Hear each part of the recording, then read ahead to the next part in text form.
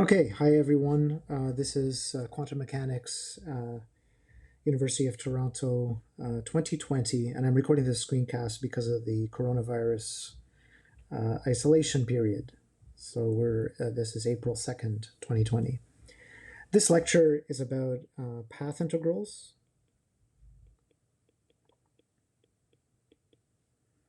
and Feynman diagrams.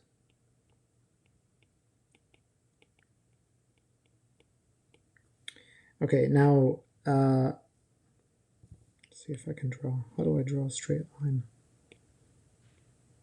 Okay. Anyway, the main thing about path integrals is that so path integrals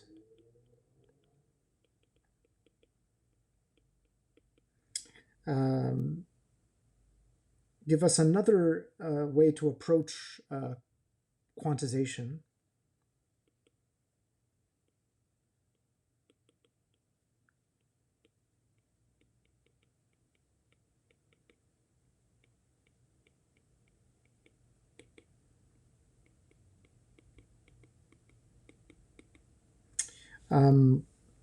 Which actually stays a lot closer to classical mechanics.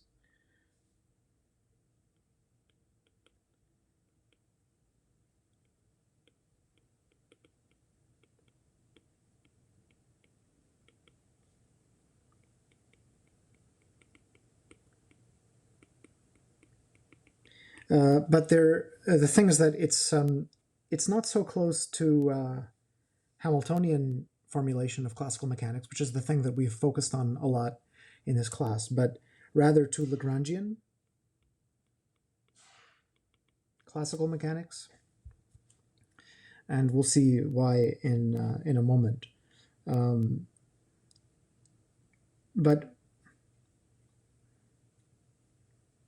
But yeah, so instead of focusing on the Hilbert space and the self-adjoint operators and the eigenstates, the way that we have so far, path integration, the path integral formulation of quantum mechanics, which was developed mostly by Richard Feynman, it has a different flavor.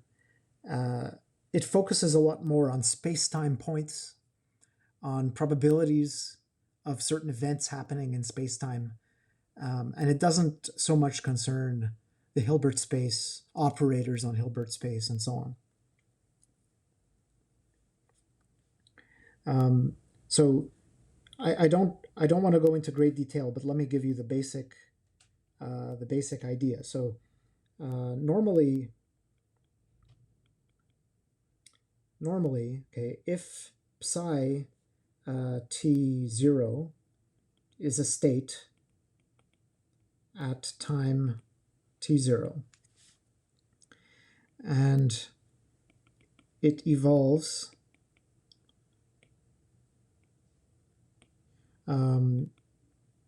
so it will evolve to let's say psi t1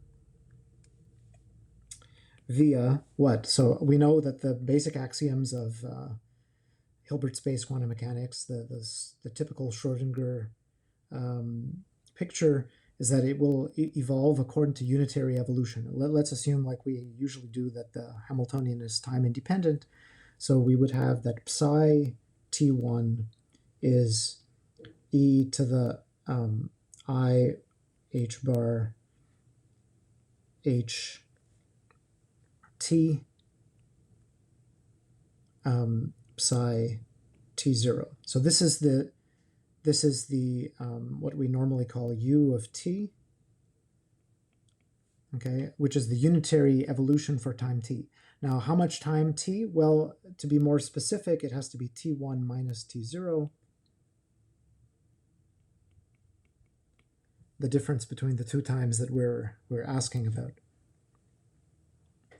Okay, so notice that this makes no reference to how the state is being described. Like, this is a vector space. It could be the vector space associated to the qubit, to n qubits, to a particle on the real line, on the circle, whatever. It doesn't, this expression doesn't really make reference to that. So let's, yeah, so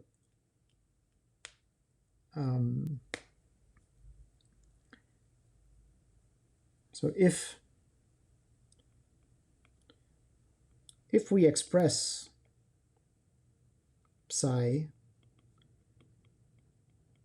as, well, let's say, it doesn't matter, at some time t, as a function of x, i.e. if we think of psi t as being, let's say, L2, an element of L2 on the real line with coordinate x, okay, then H has the form of,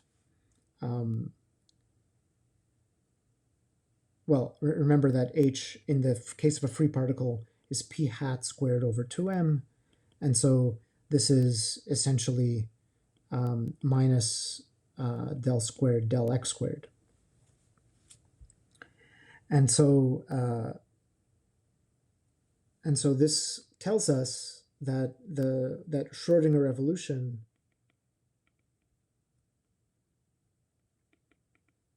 satisfies the usual Schrödinger equation. Okay, and so we end up with something that looks like I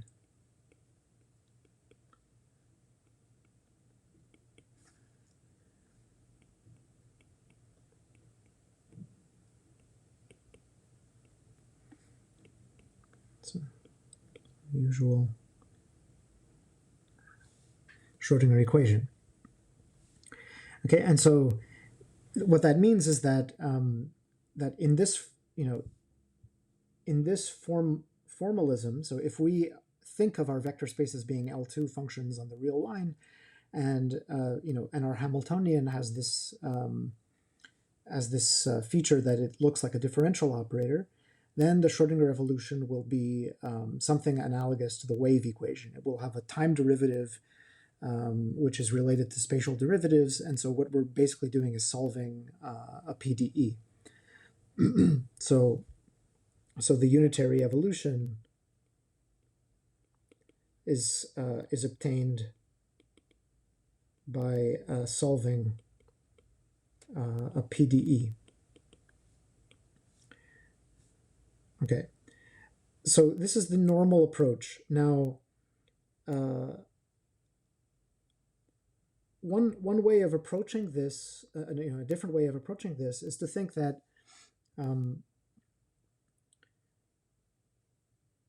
that the unitary evolution of my function of x should be given by an integral kernel or an integral operator.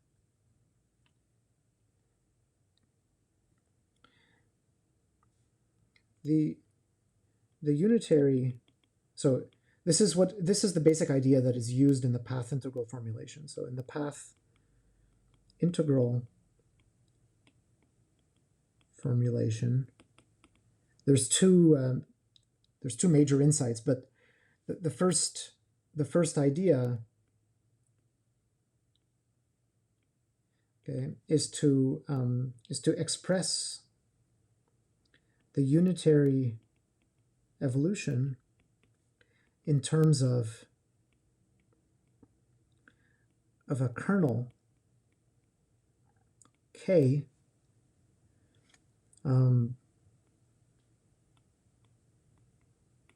so let me just explain this first vaguely, and then I'll get a little bit more precise.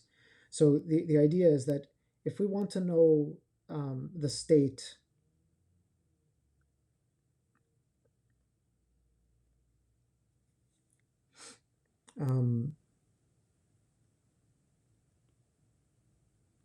let me call it a kernel. And then, so the idea is very simple. It's like this. So if we need to know psi at some further time,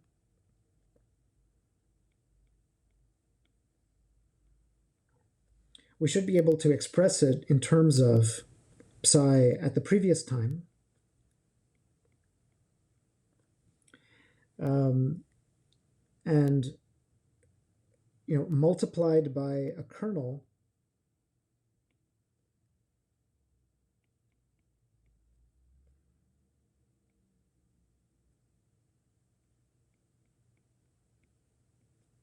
which depends on two variables. That's the key part of a kernel. This is kernel in the sense of integral kernel, or like Fourier transform.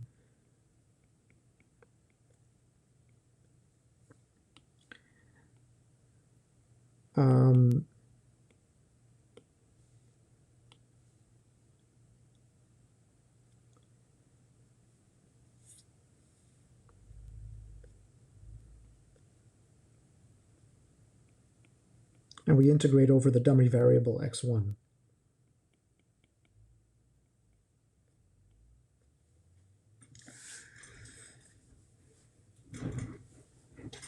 Okay, so the first idea is that we should be able to find a kernel function of two variables, or in this case, I'm thinking of two variables in the sense that each variable is a space-time location involving time and space.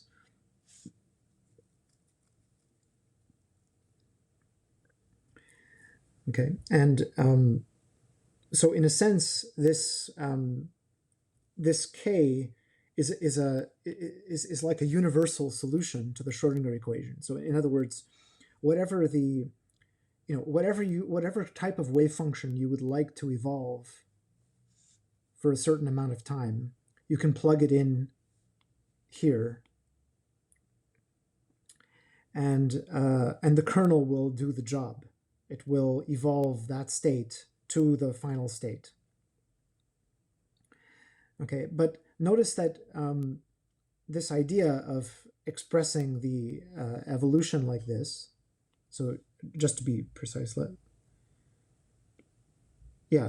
just want to compare, sorry if I can't see both of the same, I just want to compare this. This is more abstract in the sense that it doesn't use a particular description of the vector as a function inside L2. Okay, but here we're taking advantage of the fact that the wave function, that the vector can be described as a wave function which depends on this x variable, and then this kernel depends on two, a doubled variable x1 and x2, and it behaves in a way as the universal solution to this equation.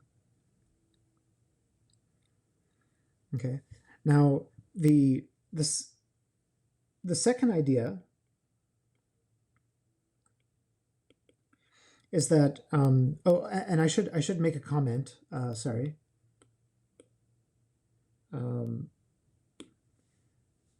So let's say what I would note here, okay, is that this relies on a description of the state psi t in terms of some fixed, some chosen observable.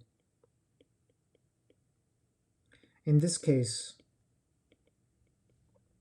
it's the x observable. Okay, you could imagine describing the state in terms of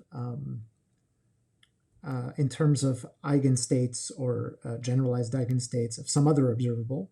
Here, what I mean is that psi of x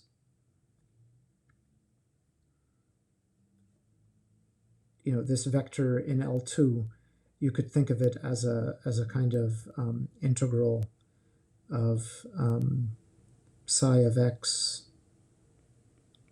x in the sense that it's the meaning of the complex number psi of x is that it is the component of the vector in Hilbert space along the generalized eigenstate of the x hat operator. I mean, of course, this expression is problematic because of the fact that the x operator does not have eigenstates in the usual L2, but there is a way of making sense of this. So, in physics, you would think of this as being a delta function at the position x, and in mathematics, what you would say is that rather than being an element in L2, this eigenstate would be in the distributions, so some much larger vector space than L2. But anyway, the point here is that we are describing the state as a wave function of x, and so that privileges x. It privileges the x observable. In other words, we don't even have to make reference to these eigenstates. We can just say that there is an observable x, the position observable. It's an important observable. It has a spectrum, the spectrum being the real line, every point in the real line. And then we can describe elements of our Hilbert space as wave functions on the spectrum. So in other words, L2 of the real line. And that's what we're using here. So we could instead choose the momentum operator, in which case we would have a kernel which is adapted to the momentum description of the state. So in the path integral formulation, usually the way it's described like this, it makes use of the fact that we have an observable that we're using, privileged above the others, in this case x. Okay, so the second idea is about how to figure out what this kernel K actually is. So the second idea is to give a nice expression for K.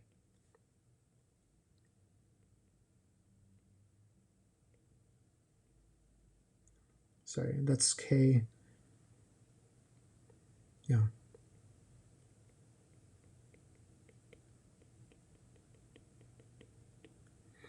Okay, and this is a nice expression in terms of classical mechanics. Okay, so in other words, if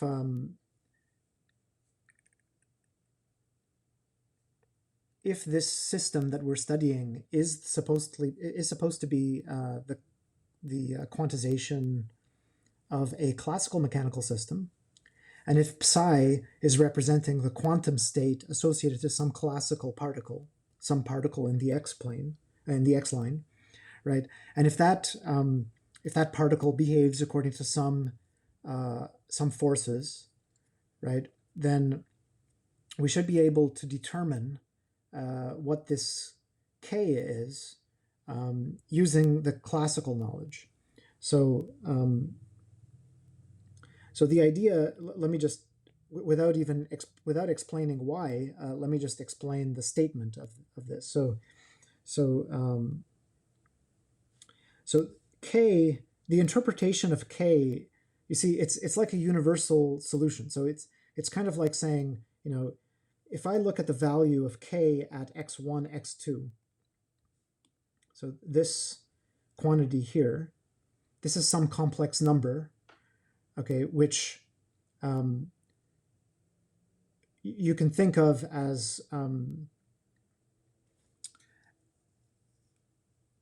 being somehow one component of the unitary evolution. So actually, maybe I should have said this before. So you could imagine that this expression is somewhat like a matrix multiplication. Okay, k depends on two variables. So you could think of the x1 and x2 as being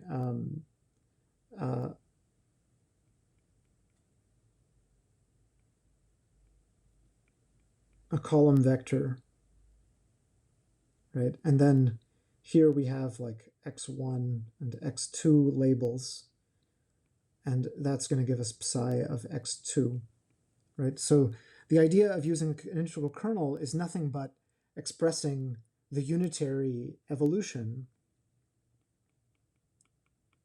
as a matrix, okay? And instead of summing over the, like when you do the matrix multiplication, instead of summing over the label, what we're doing is we're integrating over the label. Okay, and so the meaning of the function k x2 x1 is that it's the matrix entries. So it's basically giving a part of the unitary operator which plays the role of taking a state at the x1 position and moving it to the x2 position. So that component of the overall unitary evolution is what this k is. Now, okay, so now the amazing thing is that we're going to have an expression like this. So the idea is something like this. So let's draw the initial point in the xt plane. This is space and time. So this is x1, t1, and this is x2, t2. Okay, and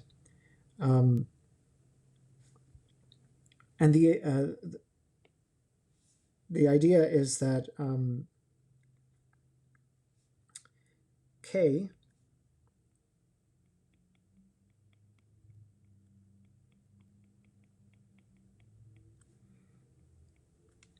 is going to be a sum of unit vectors. It's a sum of unit vectors. These unit vectors look like this: e to the I over h bar, s of gamma, and it's a sum over gamma. What are gamma?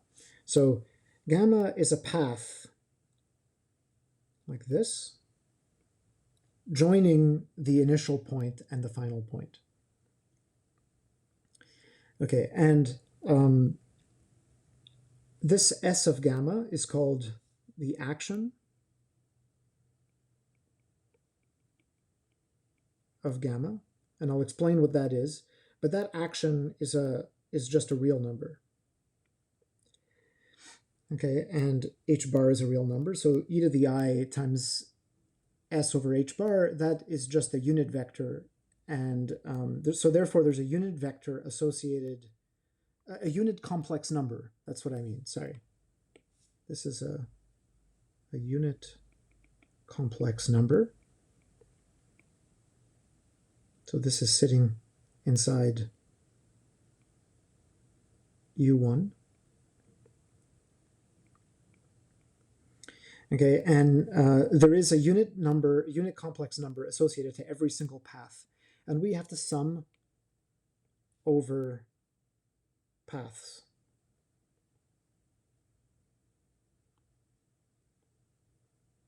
Okay, how many paths are there? Well, there's infinitely many paths which join x1, t1 to x2, t2, and so we need to sum over all paths. These are summing over all paths going from x1, t1 to x2, t2. So the initial and final, this is the initial space-time event, and this is the final space-time event. And these are kept fixed, and they're used as boundary conditions, boundaries for the path. And we have to sum over all paths. So usually, because it's an infinite sum, Usually the symbol that is used is an integral sign. And whenever you write an integral, you always have to write, integral of f of x dx. So here what I'll write is d gamma.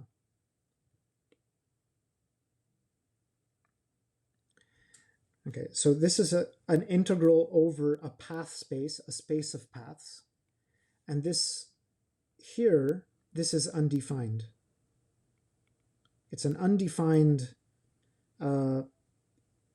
measure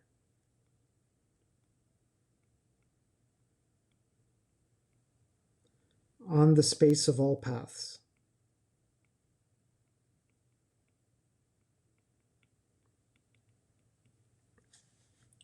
Okay, so the picture is supposed to be that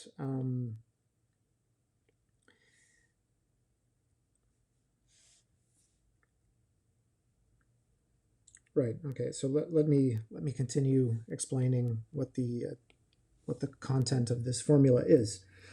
So so far what I've said is that associated to each path, so we have this S, which is called the action functional.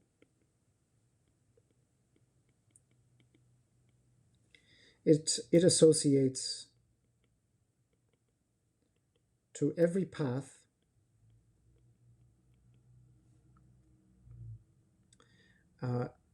a real number. Okay, and the amazing thing is that this action functional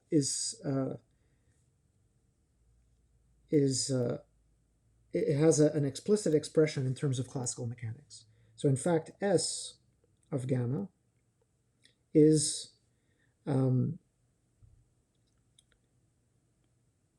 the integral along gamma of the Lagrangian function.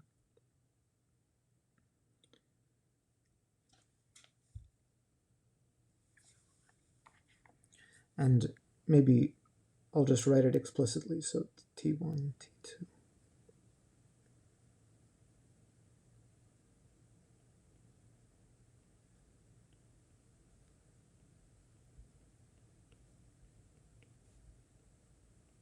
This is a well-defined integral. There's nothing unusual about it. So L is called the Lagrangian function. And it's a function on the tangent bundle of the manifold cross time. It basically depends on position of a point in space. This is position. Yeah, this is the position. This is the time, and this is the velocity. Okay, and this L, the Lagrangian. Oh, and I should just say it here, that this Lagrangian is just the difference between the kinetic and potential energy, T minus V, where this is the kinetic energy,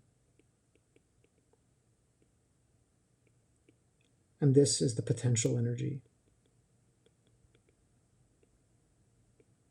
Okay, so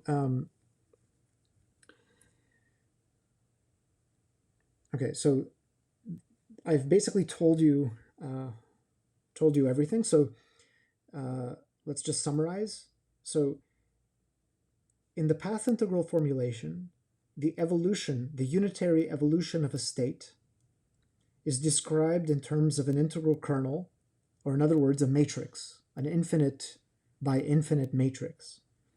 And the entries of this matrix, each matrix entry, okay, is a sum of unit vectors over all paths going from the input to the output event. Event, I mean, by event, I mean a position in space and a time.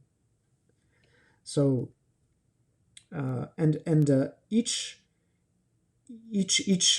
path, each possible path, has an associated action, and when we exponentiate that, we get a unit complex vector. So we haven't spoken about the Lagrangian, and that's because there's two ways of doing classical mechanics. There's two dominant formalisms. One of them is the Hamiltonian formalism, where you have a symplectic manifold and you have a Hamiltonian function.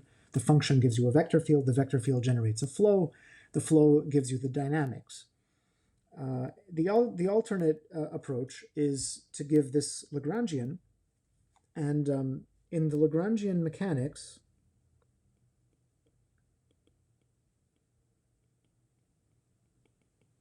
okay, what's the basic idea? Lagrangian mechanics says that the correct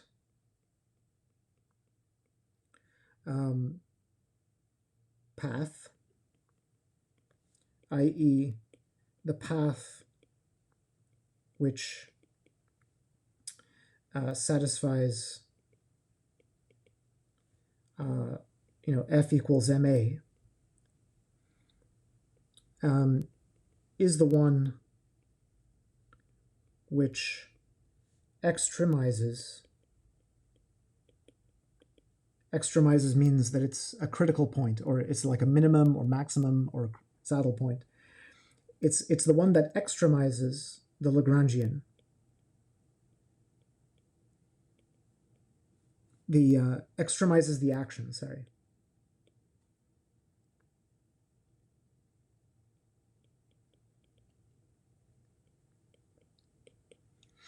Okay, so this is a kind of more complicated approach to classical mechanics, where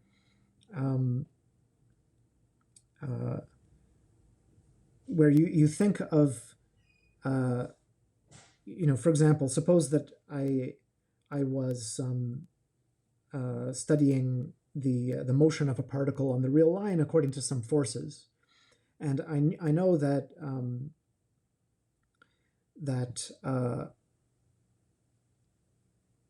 so and I say, yeah, so for example, suppose that I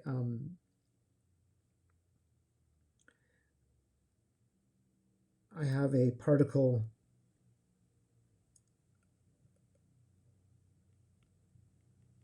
moving on the real line with a certain, let's say, a certain force acting on it, like in this simple harmonic oscillator. Then you could ask the question, suppose that at some time, so let's say this is x and t, suppose that at time 0 I know that the particle is here, and at time 1 the particle is here, say. Okay, and I ask, what is the correct path in space-time for this particle? Is it traveling like this? This is very unusual. This would be kind of completely impossible, that a simple harmonic oscillator would travel in this way in time. So in other words, as time moves on, yeah, this is maybe not the best example. I mean, it's too impossible to even discuss. I mean, let's say that, if I drew this path,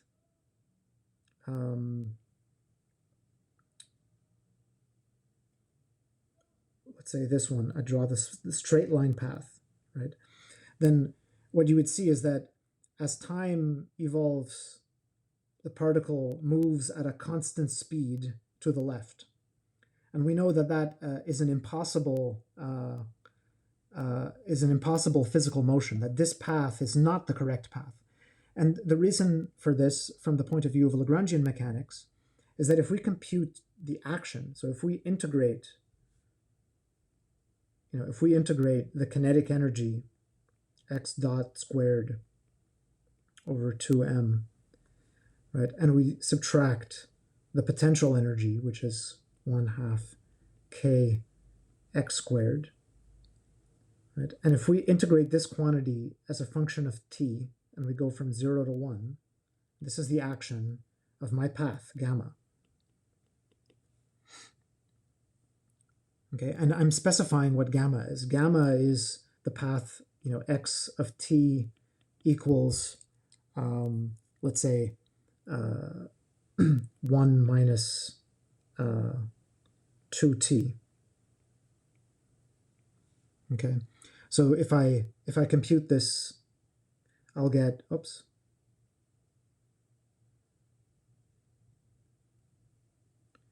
then I'll get, the integral from 0 to 1 of 4 over 2m minus, let me just set the constants to 1.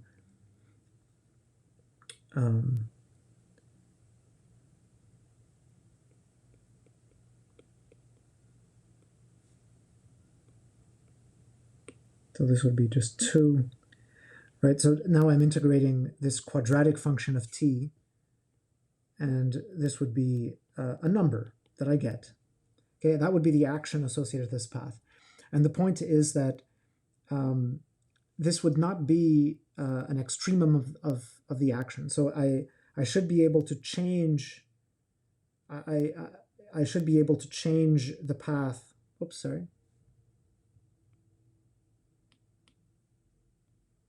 slightly.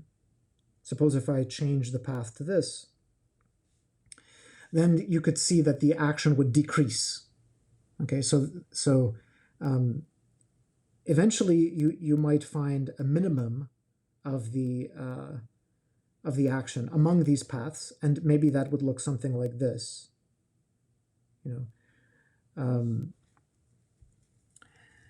Which would be perhaps part of some, we know that it's supposed to be sinusoidal like this. So, we know that some path would be like this. Now, on the other hand, if we know that this is the correct motion in time of the oscillator, and if I give you this point x1, t1, right, and then the next point I give you is this one, say x2, t2, okay, then we know physically that the oscillator does not travel from here to here, and the point, the way that we would detect this in the Lagrangian formulation is that you could test all kinds of paths, and you just wouldn't end up with a minimum or an extremum. So you just wouldn't have an extremum joining these 2 points. That's quite possible.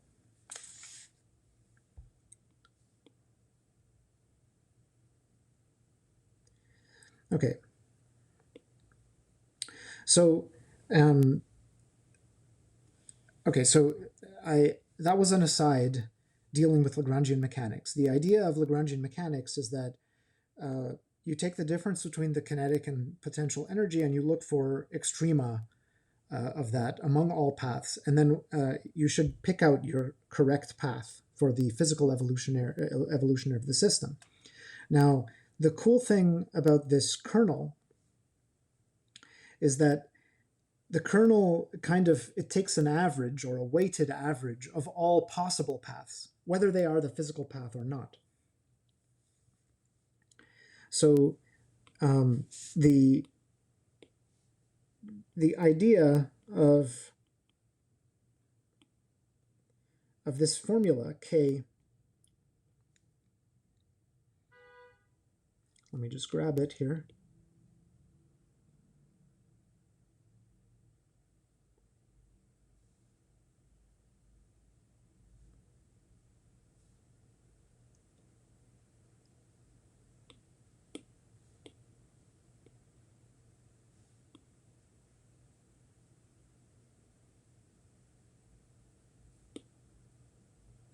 So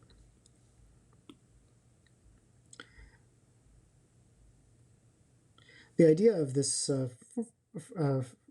formula is that we're taking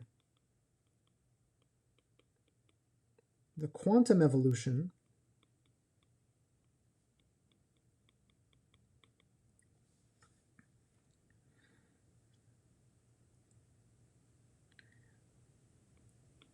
has matrix entry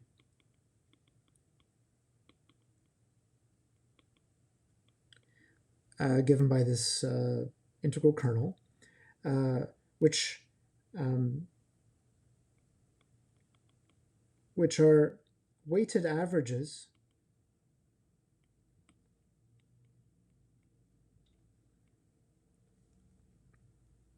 of all possible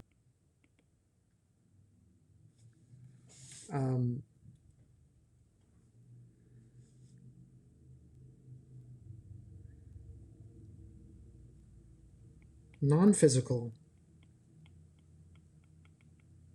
paths. Okay. Now, what do I mean by weighted average? Well, the weights are these unit vectors, right? And so the idea is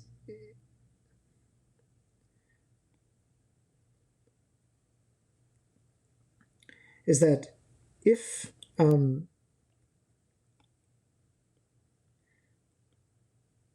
sorry.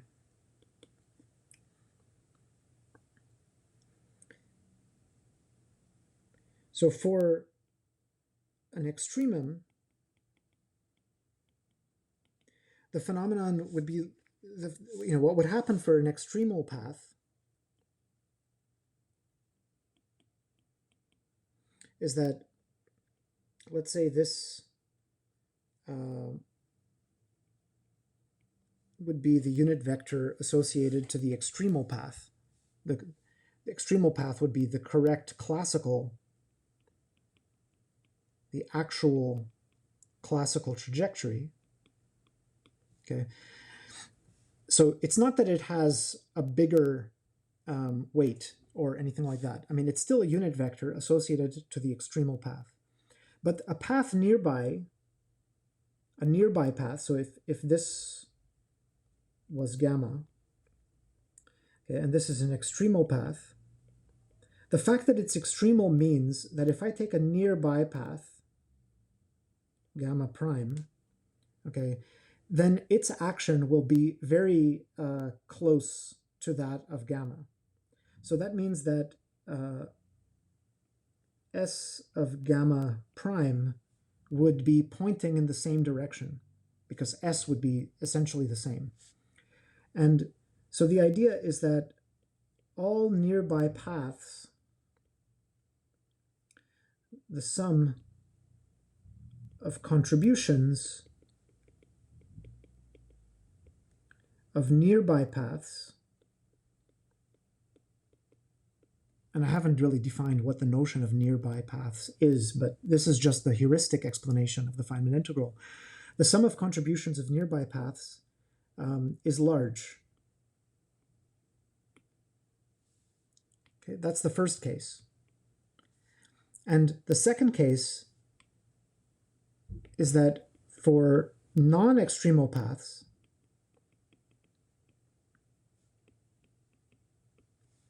okay, if this is S of gamma, then S of gamma prime, if I change the path a small amount, gamma prime, and this is gamma, if I change the path a small amount, then the unit vectors have no relation to each other. And so the final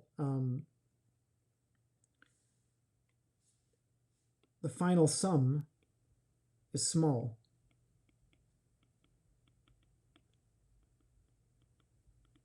Whereas here, the sum is large.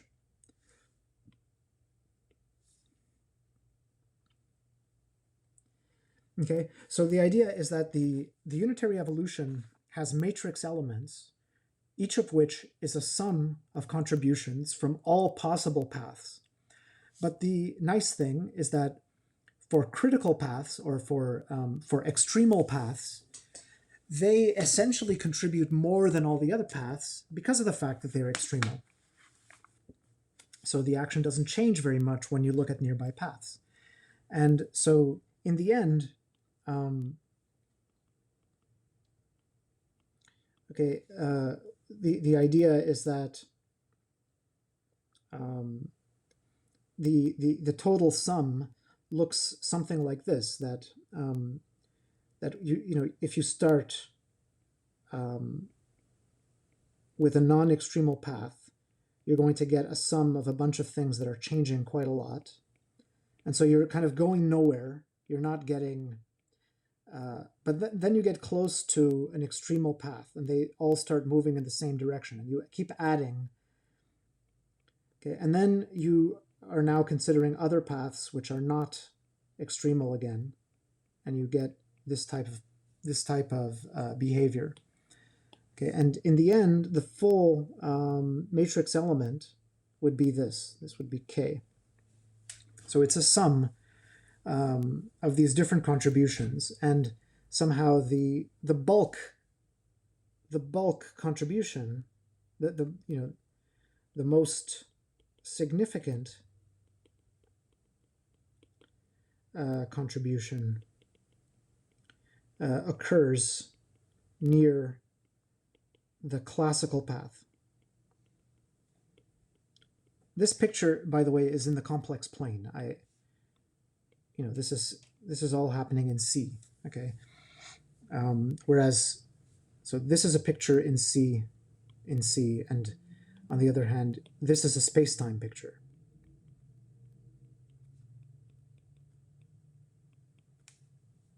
Okay.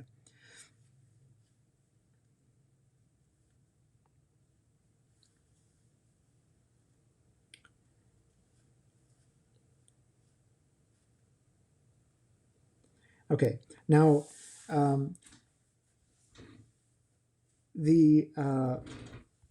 so if you want to learn more about this, I can recommend. It's a little bit difficult to read, but it is kind of the canonical reference.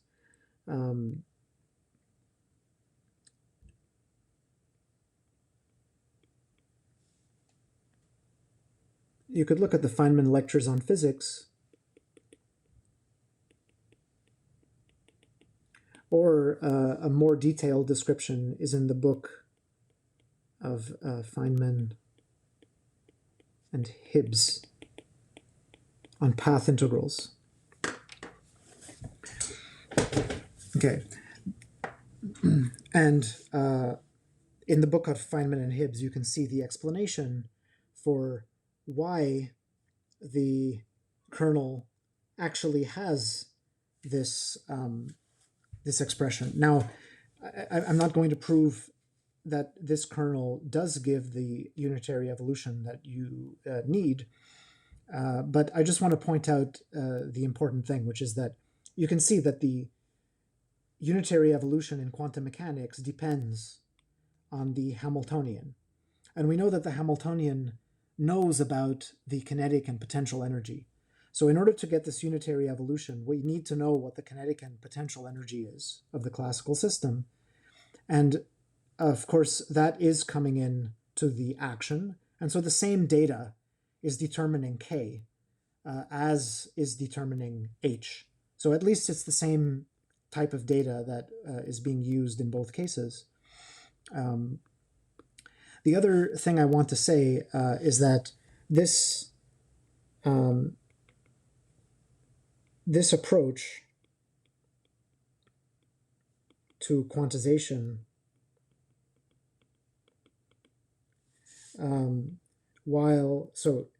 this approach to quantization is first of all difficult to make rigorous because in general is difficult to make rigorous because of the need to integrate over a space of paths, over an infinite dimensional space of paths. Now, there is something called Wiener measure, which can be made to work in the setting of quantum mechanics. so that we could actually do all of quantum mechanics with path integrals. But in in quantum field theory, path integrals are almost the exclusive. They're essentially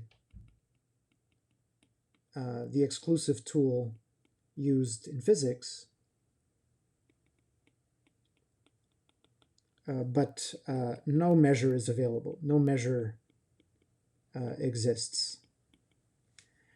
So you have to wonder what this expression for the evolution of quantities and for computation of expectation values of operators and so on, which is kind of using this path integration, is mathematically undefined, and so it's unclear if physical quantities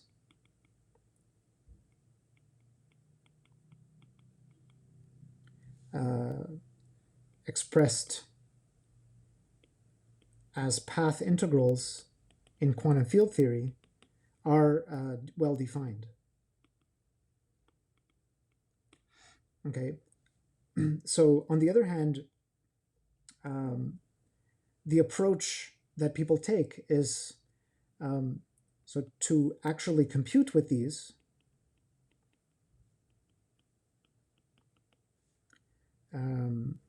using path integrals. We use perturbation theory.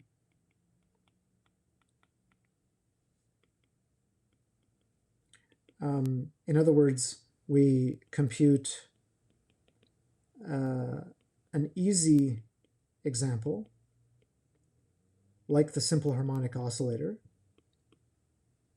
and then we perturb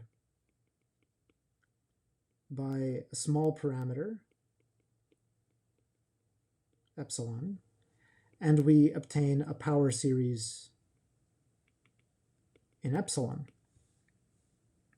So the idea is that we need to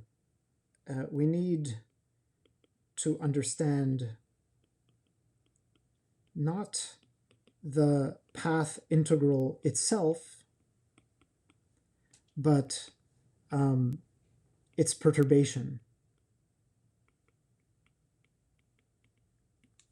Okay, and these path integrals, so this is why people often say that physics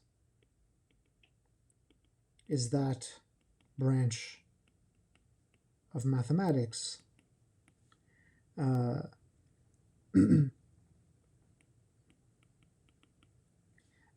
concerned with computing integrals of the form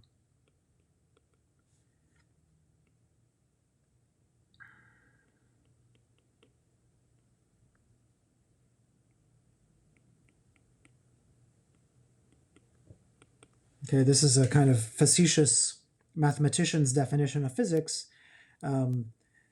Here we have the Feynman path integral of this is supposed to be the weight we discussed before, this this weight here, and this is some function on phase space, so this would be some operator, and this would be